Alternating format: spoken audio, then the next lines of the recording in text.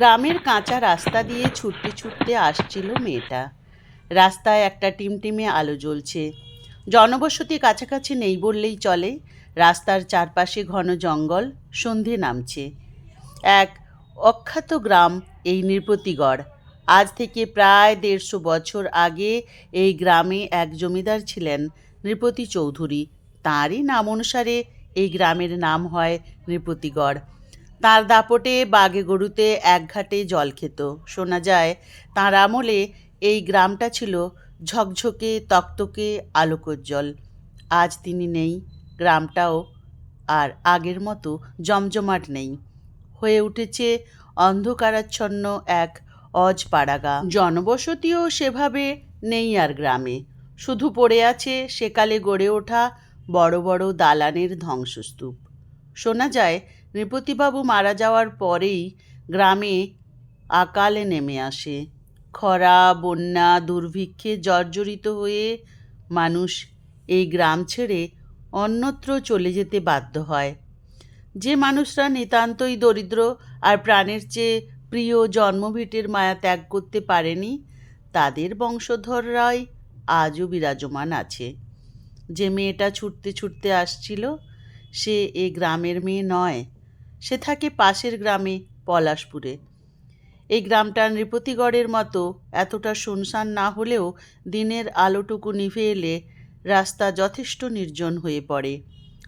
Tuition পড়িয়ে ফিরতে রাত হয়ে গিয়েছিল মেয়েটার, তাই দ্রুত পা চালিয়ে ফিরছিল সে বাড়ির পথে। রাস্তাঘাট একেবারেই ভালো নয়, বিশেষত মেয়েদের জন্য। মানুষরূপী কিছু হায়না ঘুরে বেড়ায় নির্জন রাস্তায়। দুর্ভাগ্যবশত মেয়েটা তাদের খপ্পরে পড়ল। ওরাই মেয়েটাকে তুলে নিয়ে এলো নৃপতিগড়ে। কোনো রকমে ওদের আঁচড়ে কামড়ে ওদের হাত থেকে মুক্তি পেয়েছে ও। আর মুক্ত হয়েই ও ছুটেছে প্রাণপণে। ওর পেছনে ধাওয়া করে আসছে নারী মাংসলোভী 4টে পিশাচ। ছুটতে ছুটতে একটা পোড়ো বাড়ি দেখতে পেল মেয়েটা। ভাবল এই বাড়িতে লুকিয়ে পড়লে দুষ্কৃতীগুলো খুঁজে পাবে না তাকে। সেই ভেবে বাড়িতে ঢুকেই একটা থামের আড়ালে লুকিয়ে পড়ল সে। কিন্তু বাড়িতে একটা ব্যাপার কেমন অদ্ভুত লাগলো তার। দেখল বাড়িতে আলো জ্বলছে, অথচ বাড়িটা দেখে মনে হচ্ছে না একেবারেই যে বাড়িতে কেউ থাকে। চারিদিকে ঝোপ জঙ্গল, মাকড়সার জালে ভর্তি। বাড়ির দেওয়ালগুলো ফেটে গেছে, ভেঙে গেছে। সেই ফাটল দিয়ে উঁকি দিচ্ছে গাছের শাখা প্রশাখা। কিন্তু এই মুহূর্তে এত কিছু ভাবার সময় নেই তার। তাই তাড়াতাড়ি বাড়ির উঠোন ছেড়ে ভেতরের দিকে ঢুকলো। ঢুকতেই এক নূপুরের শব্দ মোহিত করল ওকে। ভীষণ অবাক হয়ে ও শুনল ভেতরের এক ঘর থেকে আসছে এই আওয়াজ। মেয়েটা পায়ে পায়ে এগিয়ে যায় ভেতরের দিকে। আর ভেতরে যেতেই ও হতবাক। দালানের ভেতরটা কি সুন্দর, ঝকঝকে পরিপাটি করে সাজানো। মাথার ওপরে জ্বলছে ঝাড়া লণ্ঠন, আর চারপাশে রয়েছে অন্যান্য আলো। বাইরে থেকে দেখে বোঝার উপায় নেই যে ভেতরটা এত সুন্দর। মেয়েটা কিছুটা এগিয়ে গিয়ে দেখল একটা ঘর থেকে আসছে নূপুরের আওয়াজ। ঘরে ঢুকতে গিয়েই মেয়েটা হতবাক। ঘরে নাচছে এক অপরূপ সুন্দরী মেয়ে। তার অঙ্গে কত গয়না, গলায় মণিহার, হাতে মুক্তোর বালা, পায়ে ঘুঙুর, কানে সোনার ঝুমকো, নাকে সোনার নথ, সিঁথিতে পান্না বসানো টিকলি, আর পরনে ঝলমলে নাচের পোশাক। দেখেই বোঝা যাচ্ছে বড় ঘরের রমণী ইনি। তার রূপ, পোশাক, গয়নার ছটায় চোখ যেন ঝলসে যায়। আর তেমনি অপরূপ তার নৃত্যকলা। রমণীটি নেচেই চলেছেন এক মনে। আর ঘুঙুরের শব্দে মোহিত হয়েছে গোটা বাড়িটি যেন। মেয়েটার চোখ সরে না, সে এক মনে দেখতে থাকে নাচ। হঠাৎই নৃত্যরতা রমণীর চোখে পড়ে মেয়েটিকে। নাচ থামিয়ে হেসে বলে, ও কি মেয়ে, তুমি বাইরে দাঁড়িয়ে আছো কেন? এসো, ঘরের ভেতরে এসে বসো। মেয়েটা লাজুক মুখে ঘরে ঢোকে। নাম কি তোমার? জিজ্ঞেস করলো রমণী। রঙ্গনা। আপনার? প্রবাহিনী। লোকে ডাকে প্রবাহ বলে। রমণী বলে, এ বাড়িতে প্রথমবার এলে কিছু মুখে দেবে না তা কি হয়? দাঁড়াও, আমি শরবত নিয়ে আসি। রমণী চলে গেল। তার ঝলমলে আঁচল লুটোচ্ছিল মাটিতে। হাঁটার সময় ঘুঙুরের আওয়াজে ভরে উঠছিল গোটা বাড়ি। একটু পরেই শরবত নিয়ে এসে রমণী হাজির। শরবতের গন্ধে ম করছিল বাতাস। মেয়েটি চুমুক দিয়েই বলল, আহ কি সুন্দর! এই শরবত আমি নিজের হাতে বানিয়েছি। অসাধারণ হয়েছে, বিশ্বাস করুন। আচ্ছা, আপনি কি এই বাড়িতে থাকেন? হ্যাঁ গো, এই তো আমার বাসস্থান। এখান থেকে কোথায় যাই বলো? এই বাড়িতে আর কি কেউ থাকে? না গো না, হেসে রমণী বলল। তোমার আমায় পছন্দ হলো না বুঝি, তাই অন্য কাউকে খুঁজছ? তাহলে বলি, এই বাড়িতে আমিই থাকি গো, আর কেউ থাকে না। কিছু মনে করবেন না, একটা কথা বলবো? বলো। আসলে বাইরে থেকে দেখে একেবারেই বোঝা যায় না যে এই বাড়িতে কোনো মানুষ বাস করে। সব কিছু কি আর বাইরে থেকে বোঝা যায় গো মেয়ে? অট্টহাসিতে ফেটে পড়ল রমণী। বলল, তাছাড়া আমি যে মানুষ তাই বা তুমি ঠাউরালে কেন? মানে? মেয়েটা হতবাক হয়ে চেয়ে রইল রমণীর কাজল কালো চোখের পানে। অমর সুন্দর চোখ দুটোতে জল দেখা দিল। কিন্তু প্রাণপণে কান্না চেপে রমণী বলল, আমার মতো মেয়ে মানুষদের তোমাদের সমাজ কি আর মানুষ বলে গণ্য করে গো মেয়ে? আপনি কি বলছেন কিছুই বুঝতে পারছি না। ধুস, মাথা মোটা গোমুখ্য মেয়ে কোথাকার। চোখের জল মুছে রমণী বলল, আমার সাজগোজ দেখে বুঝতে পারছো না তুমি? তোমাদের সমাজের ভাষায় আমি পতিতা, নষ্ট মেয়ে মানুষ। যাকগে ছাড়ো, অনেক রাত হলো। এবার তুমি ওঠো মেয়ে, বাড়ি যাও। বাড়িতে চিন্তা করবে। তুমি ভদ্র মেয়ে, কুলোটা নও। আমার মতো যে দিন শেষে কেউ অপেক্ষা করে না। কিন্তু বাইরে যে বিপদ আছে আমার। ভয় কি গো মেয়ে, আমি তো আছি নাকি? চলো, আমার সাথে চলো। প্রবাহিনী চলল আগে আগে, তার পিছন পিছন ভয়ার্ত মুখে চলল রঙ্গনা। বাড়ির আঙিনা পেরোতেই ওরা দেখল যে দুষ্কৃতীগুলো রঙ্গনার পিছু পিছু দৌড়ে আসছিল তারা এখনও বাড়ি যায়নি। বাড়ির ভেতর ঢোকার সাহস পায়নি বলে বাড়ির বাইরেই দাঁড়িয়েছিল।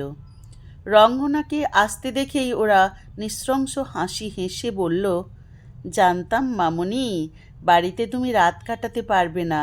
বাড়ি থেকে বেরোতে তো তোমাকে হবেই, আর সেই জন্যই অপেক্ষায় আছি আমরা তোমার জন্য। এসো মামুনি, আমাদের কাছে এসো, আমাদের যে আর তর সইছে না। মোলো যা। প্রবাহিনীর কণ্ঠ শুনে দুষ্কৃতীগুলোর চোখ যায় তার দিকে। আমার মতো সুন্দরী অপরূপা উন্মত্ত যৌবনাকে ছেড়ে ওই কাঠের পুতুলের দিকে নজর পড়ল তোদের? ওর সাথে কিসের সুখ পাবি তোরা শুনি? তার চেয়ে বরং আমার সাথে আয়, আমি তোদের সব মনের ইচ্ছা পূরণ করে দিচ্ছি। দুষ্কৃতীগুলো একদৃষ্টে তাকিয়েছিল প্রবাহিনীর দিকে। রঙ্গনার দিকে তাকাতেই ভুলে গেল তারা। প্রবাহিনী ইশারায় সরে পড়তে বলল রঙ্গনাকে। রঙ্গনা আস্তে আস্তে পালিয়ে গেল সেখান থেকে। প্রবাহিনীর সৌন্দর্যে মোহিত দুষ্কৃতীগুলো খেয়ালই করল না। প্রবাহিনী বলল, মর আটকুড়োর ব্যাটারা, এখানে দাঁড়িয়ে শুধু দেখেই সব তেষ্টা মিটে গেল বুঝি? ভেতরে চল, নাচ গান হবে, নেশা টেশাও হবে, খিদেও মিটবে। প্রবাহিনী চলতে লাগলো বাড়ির পিছনে। পিছন পিছন মন্ত্রমুগ্ধের মতো চলতে লাগলো দুষ্কৃতীগুলো। ওরা সকলে বাড়ির ভেতর ঢুকতেই বাড়ির দরজা বন্ধ হয়ে গেল। সবটাই একটা গাছের আড়াল থেকে লক্ষ্য করল রঙ্গনা। তারপর তাড়াতাড়ি ছুটতে লাগলো পলাশপুরের পথে। ছুটতে ছুটতে পাঁচমাথার মোড় পৌঁছে যেতেই একটা পুলিশের গাড়ি দাঁড়িয়ে থাকতে দেখল সে। তাড়াতাড়ি ছুটে যেতে সে দেখল গাড়ির ভেতর বসে আছেন একজন পুলিশ অফিসার, সাথে কিছু কনস্টেবল, আর বসে আছেন চিন্তান্বিত মুখে রঙ্গনার মা বাবা। রঙ্গনার গাড়ির কাছে যেতেই রঙ্গনার মা কেঁদে ফেললেন। গাড়ি থেকে নেমেই তিনি বুকে টেনে নিলেন মেয়েকে। আর রঙ্গনার বাবা বললেন, তোর জন্য কত চিন্তা করছিলাম মা, কোথায় ছিলি তুই এতক্ষণ? রঙ্গনা সব ঘটনা খুলে বলল। সব শুনে এক পুলিশ কনস্টেবল একেবারে ভয়ে কাঁটা হয়ে গেল। কি বলছোটা কি তুমি রঙ্গনা? তুমি সত্যিই তেনাকে দেখেছ? উফ, তুমি যে কার খপ্পরে পড়েছিলে নিজেই জানো না। ভাগ্য ভালো যে বেঁচে ফিরেছ। আহ সুবীর, বাজে বকো না। তুমি ভালো করেই জানো তিনি নির্দোষকে কিছু করেন না। অন্য এক কনস্টেবল রমেন ধমক দিল। আপনারা কি বলছেন কিছুই বুঝতে পারছি না আমি। অবাক রঙ্গনা প্রশ্ন করল। কি বলতে চান খোলাখুলি বলুন দেখি। শোনো রঙ্গনা, সবটা খুলে বলি আমি। রমেন বলতে শুরু করলো। আমি আর সুবীর এই গাঁয়ের ছেলে, তাই জমিদার বাড়ির ইতিহাস থেকে শুরু করে সবটাই জানি। অন্য গ্রামের লোকেরা বিশেষত অবগত নয় এই ইতিহাসের ব্যাপার। রঙ্গনা, তুমি পোড়ো বাড়ি ভেবে যে বাড়িটায় আশ্রয় নিয়েছিলে ওটাই জমিদার বাড়ি। জমিদার নৃপতি চৌধুরীর বাড়ি ছিল ওটা। সে আজ 150 বছর আগের কথা। তখন গ্রামটাই অন্যরকম ছিল, ঠিক যেন চাঁদের হাট। এই গ্রামেই দরিদ্র পরিবারে জন্ম নেয় রাজনন্দিনী বসু। অনেকে শুনে হাসত, বলতো হাড়হাবাতের মেয়ে, নাম রাখা হয়েছে আবার রাজনন্দিনী, মরণ। আসলে রাজনন্দিনী এমন অপরূপা সুন্দরী ছিল যে তার বাবা নারায়ণচন্দ্র মেয়ের এমন নাম রেখেছিল জন্মের পরেই। কিন্তু সে মেয়ে বড় অভাগী। তার জন্মের কয়েক বছরের মধ্যেই মা মরল কলেরায়। একা মেয়েকে অসহায় বাপ কোনো রকমে বড় করল। সে মেয়ের বয়স যখন 15, তখন নৃপতি চৌধুরীর বয়স 25-26 হবে। সদ্য জমিদার হয়েছেন নূতন। গ্রামের মেয়ে মহিলারা তার দৃষ্টি এড়িয়ে চলত, কারণ ঘরে টুকটুকে বউ, 2টি শিশুপুত্র থাকা সত্ত্বেও নারীদেহের প্রতি তার লালসার এতটুকুও কমতি ছিল না। জমিদার বাড়িতে বাইজির সংখ্যাও ছিল দেখার মতো। সৌভাগ্য বা দুর্ভাগ্যক্রমে রাজনন্দিনীর কথা কানে আসে তাঁর। নারায়ণচন্দ্র শারীরিক অসুখে শয্যা নিয়েছেন। চিকিৎসা করার সামর্থ্যটুকুও ছিল না তাদের। আর এই সুযোগটাই কাজে লাগালেন নৃপতি চৌধুরী। একদিন রাজবাড়িতে ডেকে পাঠালেন রাজনন্দিনীকে। প্রস্তাব দিলেন তার বাইজি হওয়ার জন্য। প্রথমটায় রাজনন্দিনী রাজি হয়নি, কিন্তু জমিদারবাবু তাকে বললেন সে বাইজি হিসেবে তাকে খুশি করতে পারলে তিনি সাহেব ডাক্তার দিয়ে চিকিৎসা করাবেন নারায়ণচন্দ্রের। সবটুকু খরচও বহন করবেন তিনি। এই প্রস্তাব আর ফেলতে পারেনি সে। বাবার চিকিৎসার খরচ হিসেবে নিজেকে বেচে দিল হারামে। যদিও নারায়ণচন্দ্রকে আর বাঁচানো যায়নি সে যাত্রায়। একলা মেয়েকে রেখে তিনি চলে গেলেন পরপারে তার স্ত্রীর কাছে।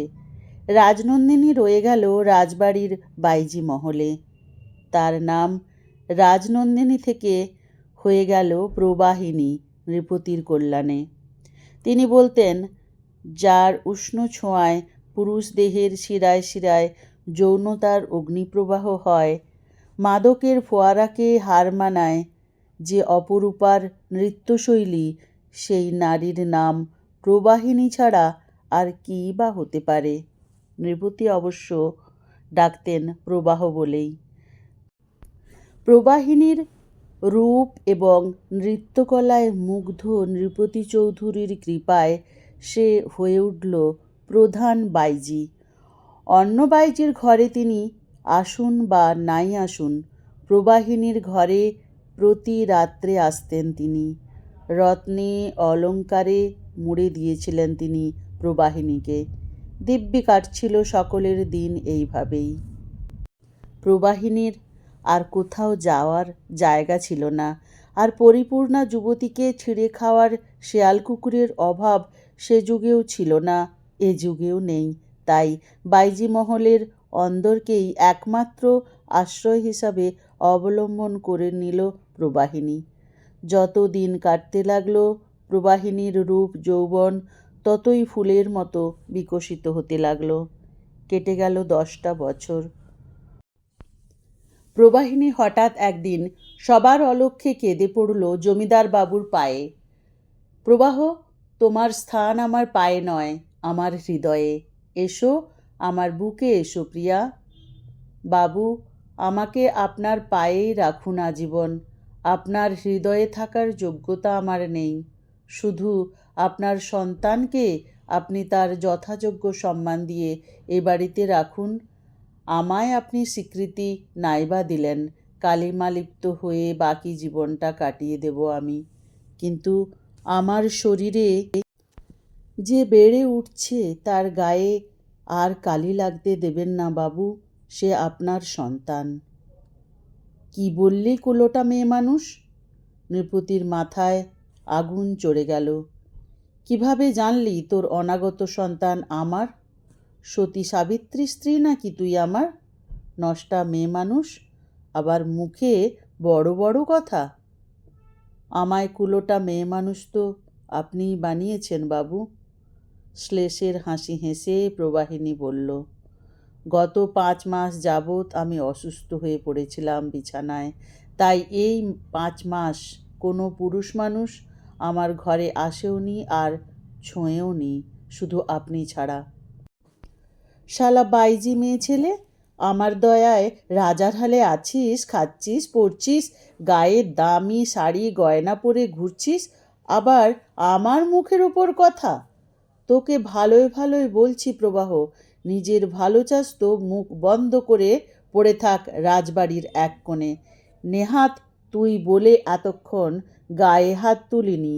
তোর জায়গায় অন্য কেউ হলে মারুন, মেরে ফেলুন আপনি আমায়, তবুও আমি আমার কথা থেকে এক চুলও সরে আসব না। আপনি যদি স্বীকার না করেন আমি চেঁচিয়ে সবাইকে বলে দেব সবটা। তবে রে, যত বড় মুখ নয় তত বড় কথা, বলেই ঘরের দরজাটা বন্ধ করে দিলেন নৃপতি ভেতর থেকে। মরেই যখন যাবি শেষবেলায় একবার তৃপ্তিটা মিটিয়েই দে আমার, বলেই বাঁকা হাসি হেসে নৃপতি ঝাঁপিয়ে পড়লেন প্রবাহিনীর ওপর। অন্তঃসত্ত্বা প্রবাহিনী এই নারকীয় অত্যাচার সহ্য করতে পারল না। অজ্ঞান হয়ে গেল সে। বিছানায় গড়িয়ে পড়ল রক্ত। জমিদারবাবু গলা টিপে শেষ করলেন প্রবাহিনীকে। এরপর থেকেই জমিদারবাবু কীরকম অস্বাভাবিক আচরণ করতে শুরু করেন। মাঝে মাঝেই রাতে বীভৎস স্বপ্ন দেখে আঁতকে উঠতেন তিনি। দেখতেন স্বপ্নে প্রবাহিনী এসে বলছে, আমাকে কুলোটা বানিয়েছ তুমি, বলিনি কিছুই, কিন্তু আমার সন্তানকে কেন শেষ করলে তুমি? জেগে উঠে ভয়ার্ত গলায় নৃপতি বলতেন, ও বাঁচতে দেবে না আমায়, কিছুতেই বাঁচতে দেবে না। ওর কথা ফলে গেল কিছুদিনের মধ্যেই। সেদিন ছিল অমাবস্যার রাত, শ্মশানকালীর পুজো। সেই রাতে জমিদার বাবুর ঘর থেকে কেমন গোঁ গোঁ শব্দ আসে। গোটা বাড়ি জুড়ে শোনা যায় এক নারীর হাসির শব্দ। বাতাস ভারী হয়ে ওঠে নূপুরের শব্দে। পরের দিন দেখা যায় নৃপতিবাবুর মৃত শরীরটা পড়ে আছে বিছানায়। চোখ দুটো যেন বেরিয়ে এসেছে ভয়ে, আর গলায় মেহেন্দির ছাপ। এই ডিজাইনের মেহেন্দি শুধু একজনই পরত, সে হলো প্রবাহিনী। শোনা যায় এই ঘটনার পরেও নানান ভৌতিক ঘটনা ঘটেছে রাজবাড়িতে। সন্ধে নামার মুখে ভোর রাতে নাকি রাজবাড়ির ছাদে অনেকেই প্রবাহিনীকে দেখেছে এলো চুলে ঘুরে বেড়াতে। রাত বাড়লেই প্রবাহিনীর ঘর থেকে কখনো ভেসে আসতো নূপুরের শব্দ, কখনো বা তীব্র কান্না, আর্তনাদের শব্দ, কখনো বা হাসির শব্দ। সব মিলিয়ে এমন ভয়ের সঞ্চার হয় রাজবাড়ির সকলের মনে যে ওই বাড়ির ছেড়ে চলে যায় সকলে। শোনা যায় ওঝা ডেকেও লাভ হয়নি বিশেষ। তারপর থেকে ও বাড়ির আশেপাশেও কেউ যায় না, সন্ধে বা রাতের দিকে তো নাই।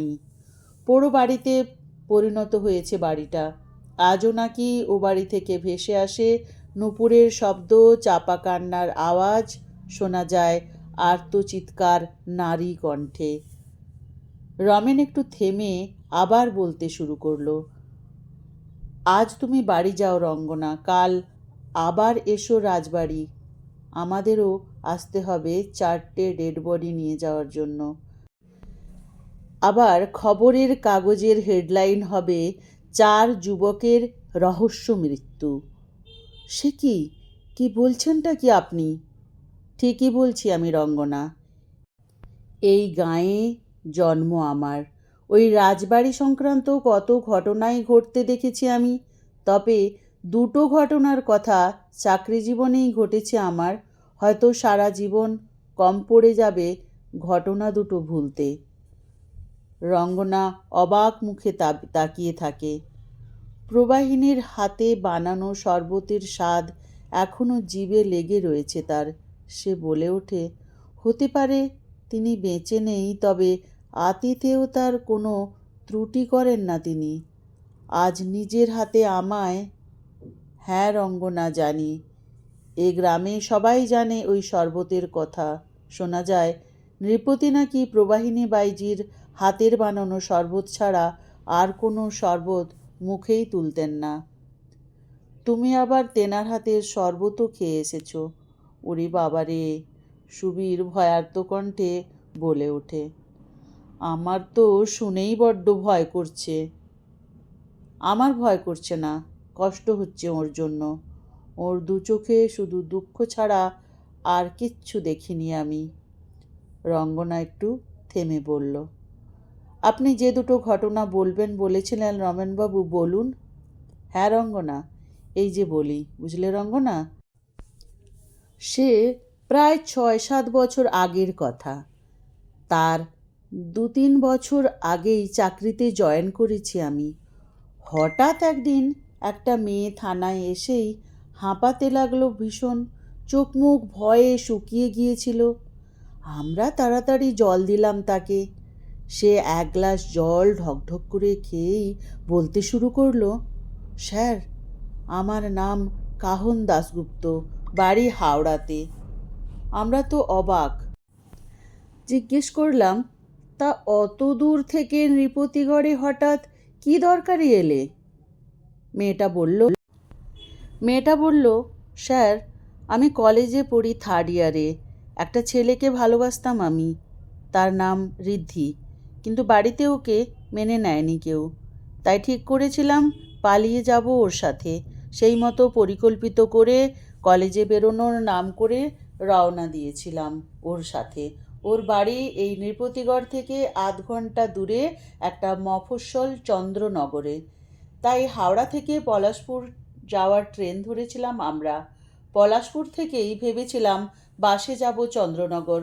কিন্তু সেদিন পলাশপুর পৌঁছতে এত রাত হয়ে গেল যে বাসস্ট্যান্ডে এসে শুনলাম শেষ বাস চলে গেছে। আমি তো খুব টেনশনে পড়ে গেলাম, এত রাত্রে কোথায় যাব। ঋদ্ধি বলল, ভয় কি, গ্রামে কোথায় একটা থাকার জায়গা ঠিক খুঁজে নেব, চলো না। আমরা দুজনে একে অপরের হাত ধরে হাঁটতে শুরু করলাম। হাঁটতে হাঁটতে কখন যে নৃপতিগড়ের রাজবাড়ির সামনে এসে পড়লাম খেয়ালই করিনি জানেন। সে কি, হাঁটছিলে পলাশপুরে, চলে এলে নৃপতিগড়ে? জানি না, মেয়েটি অন্যমনস্ক গলায় বলল, হয়তো নিয়তি নিয়ে এসেছিল কাল আমায় এখানে। তারপর বাড়িটা দেখে ঋদ্ধি বলল, চলো ডার্লিং, আজ এই বাড়িটাতেই উঠি আমরা রাতটুকুর জন্য। আমার একদমই ইচ্ছে করছিল না ওই পুরনো অন্ধকার ভুতুড়ে বাড়িতে উঠতে, কিন্তু উপায়ও নেই। রাতটা তো আর রাস্তায় কাটানো চলে না। অগত্যা বাড়ির ভেতরে ঢুকলাম। কিন্তু ভেতরে ঢুকতেই একদম অবাক বনে গেলাম জানেন। বাইরে থেকে দেখে বাড়িটাকে যেমন পুরনো পোড়ো বাড়ির মতো দেখায়, ভেতরটা তেমনই ঝাঁ চকচকে নতুন। তারপর বুঝলে রঙ্গনা, সেই মেয়েটি আর তার প্রেমিককেও প্রবাহিনী একইভাবে আপ্যায়ন করেছিল শরবত দিয়ে।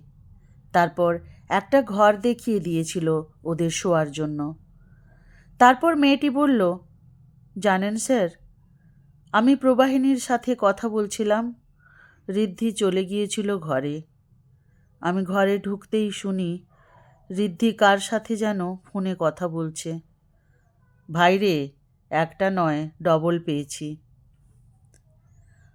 আমি ঘরে ঢুকতেই কেমন যেন অপ্রস্তুত হয়ে পড়ল। বলল, আসলে পুরনো বন্ধু ফোন করেছিল, একটু মজা করছিলাম আর কি।